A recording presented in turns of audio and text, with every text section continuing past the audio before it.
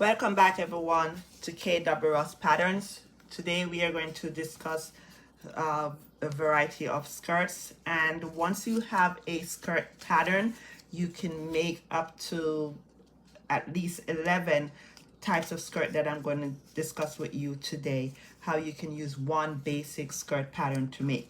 So if you have the basic skirt pattern, and this is what the basic skirt pattern looks like. All right, you have your center back here, your center front. This will be a side seam, your dart is there, and you can use that to make an A-line skirt, a goday skirt. A goday skirt is one with the triangle insert. So you have it depends on how many you want to insert. If you want to also insert to the side seam, or if you just want to concentrate on the side fronts and the two side backs, and also you can do it on the center back. So this is the triangle inserts that are inserted into the hem of the skirt. You can determine the height of that also. Then you have the trumpet skirt. This trumpet skirt is like the goday skirt, except that it's not an insert, it's just you just extend it out. I'm going to illustrate that also. Basic pencil skirt also you can do. Then you also have the A-line skirt with the dart. So there's one dartless without the dart and the one with the dart. You have the panel skirt. This is a 6-panel skirt, and you can also have more than 6 panels. It could be 8, but from this basic panel skirt with the side front and also the side back will have panels, you can create your goday skirt and your trumpet skirt. You have the yoke skirt. Then at the bottom of the yoke skirt you can either do a flounce, a circular flounce, or you could do a pleated a flounce there, like have pleats at the bottom of that skirt. Then you also can have a ruffled skirt, right? It's pretty much the same as the flounce, but the difference is that the flounce skirt would be there's right here, the joining right here is the same measurement as the width of, or the circular width of the hem of the skirt, but with the added piece, the ruffles, you would have to do 2 to 3 times whatever the width of this is to get the ruffle to attach it to it. So that's the difference between the ruffled and the flounce at the hem, towards the hem.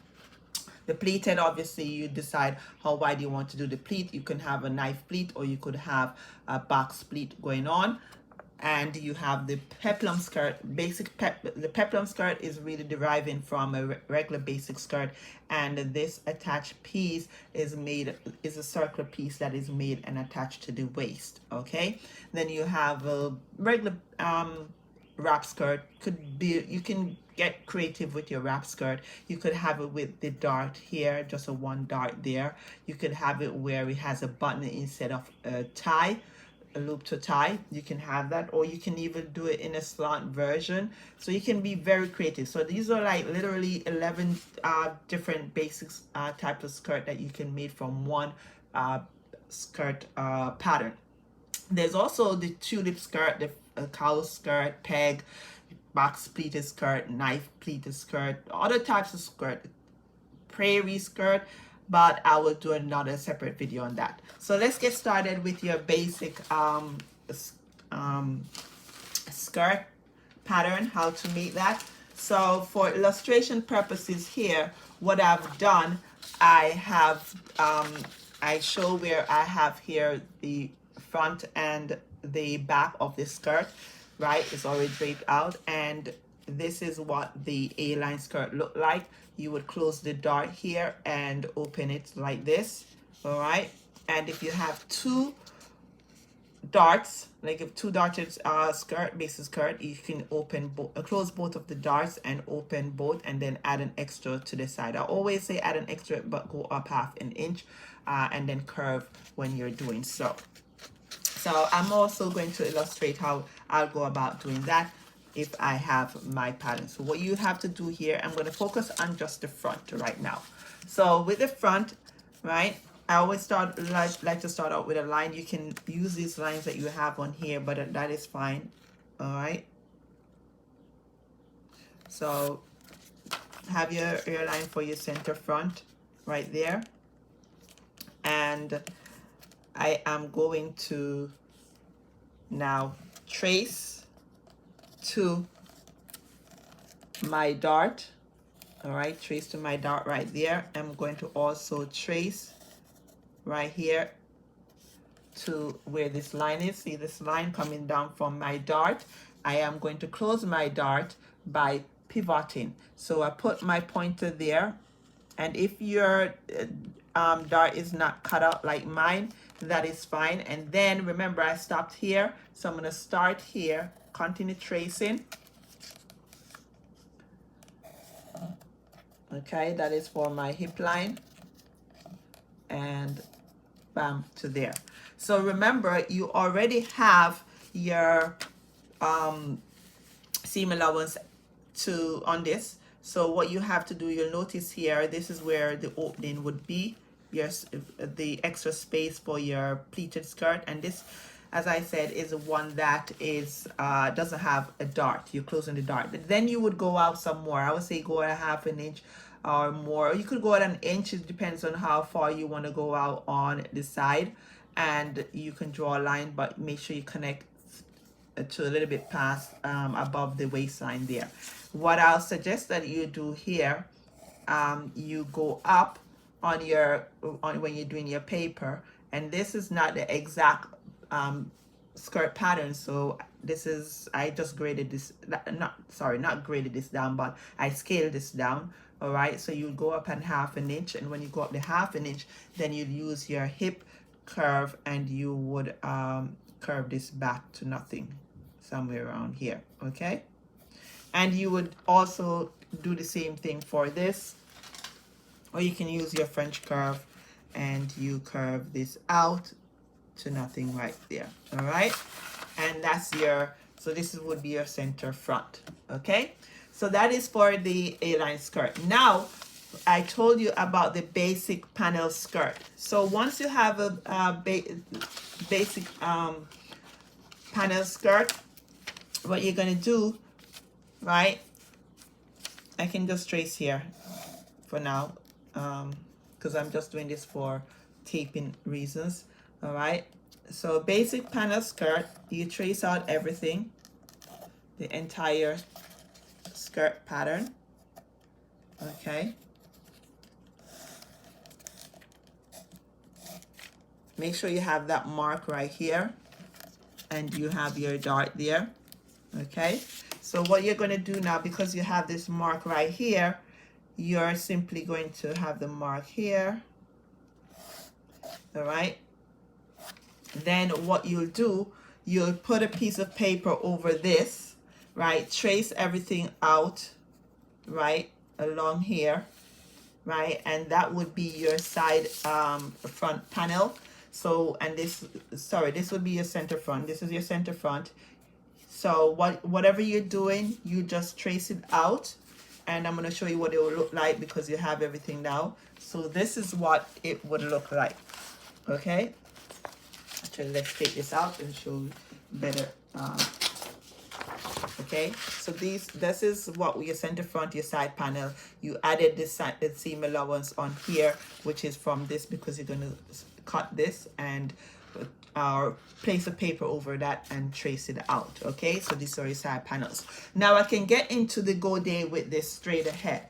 So the goday, now you have this here, and then you determine from this where you want to have your the goday inserted. You can go up, if your skirt length is say 20 inches long, you can go up 8 inches from the hemline. You put your mark there. You know that you're 8 inches from the hemline. You're going to create a triangle. So you create a triangle here. You determine how wide you want your goday to extend at the bottom. You have to plan this out. So if I want 2 inches at the bottom, right, I'm going to use my scale here. My scale is a 1 to 4 inches. For this, I'm going to use 1 to 4 inches. Say I do 4 inches here, so I'll have that. All right, you determine how you want it to be on either side of the triangle there, that mark, right? And if you want 8 inches up, you do your 8 inches, whatever your measurement there for your 8 inches, and you just create like that. Okay, once you have that, then you can add your seam allowance here, and you already have this with your seam allowances on here, and this piece would be inserted and come up to, say for instance, if it's there, and it would be attached here.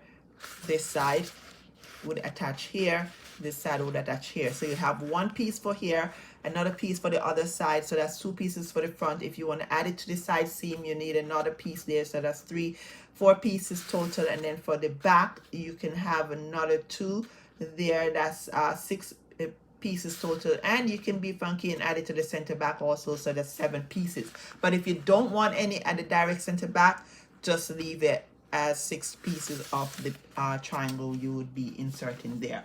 Now the difference between the goday skirt and the trumpet skirt is that the trumpet skirt, all you have to do once you have the trace out the panels, like what we just did for the 6th panel, all you have to do now is just go out. You determine how far you want to go out. You could go out 2 or 3 inches here, or even 4 inches if you want how far you want it to be, and you add that at either side. You connect it to close to your wherever you determine, because some people may want to go a little bit below the hip line, some maybe want to start down here to have a little curve in and then come out. It's your preference. Okay, and you do the same thing for the side front panel, because this would be the side front panel, and you can do the same thing for the side back panel and and here. You can also do it added to the side seam too, but it's up to you. If you just don't want too much going out at the side seam, that is fine, and you have your center back. So this is what we call the trumpet skirt. All right, so the difference is that the goday have the inserted triangle. This you just add your triangle or you add your semi-triangle in a sense to the side. You go out and you form that. Now the other skirt that I want to talk about, we know the regular pencil skirt, you just, for a pencil skirt, you would just simply come in here 2 inches in on either side, and at the back you'd also come in the center back, you do 2 inches in also. The center front remains the same, so you, for a pencil skirt, you just do that 2 inches in, 2 inches in, taper to your hip line, and this would be below, a little bit below your derriere, and you do that 2 inches in, and that's your pencil skirt. Now the yoke skirt, what I suggest for the yoke skirt, you trace out. This is what you have. You have 2 choices. Remember, this is the one I have for here, the yoke skirt. What you can do, you can first you can do it with the darts, and then you can determine what you have here. So what you have to do now, you just measure across from here, measure across, divide it to how much you you want, and I'm going to illustrate it on the paper for you. Okay, so, or you can simply get rid of the dart and go dartless. So what you do, you trace to here. All right, you draw your line there, you draw a line up to your dart, and you now pivot. All right, must do the pivot method like that. Close your dart. Oh, sorry, pivot in the wrong way. So you have your line here. Sorry, I'm human. I'm sorry, I made a mistake there. So you put your right here. That's where you pivot from. Turn it. Grab that right there, and you trace the rest of that. All right, and you can do it to your hip line if you want it there. You can make your yoke a little bit different, meaning that it doesn't have to be at the hip line. It could be above the hip line. All right, and then you have your line here. You now have to connect this one. So this one was like a straight line here, and you use your French curve ruler and you create that curve to get rid of that, and this is what it would look like, the center front. And then for the bottom piece now, because you want the circular, you would measure this, the width that you would have here. This is 3 inches, right? Or you can simply have the bottom part cut here apart and you just slash, and I'm going to cut it for you and show you. You can slash and open it. Okay, so you can just have a couple pieces here, one, two. You don't have to have a lot of slash going on. You just do this. All right, just remember though, because you have this, you have to add your seam allowance to here. You have inch seam allowance there, so you have this straight on the line, center front, unfold. All right, and you're spreading it out like this. You determine how wide you want it to be. You trace around, or you keep it on there and you tape it. All right, like this. And you can also extend it down here some more. It's up to you. It's your choice if you want to do that.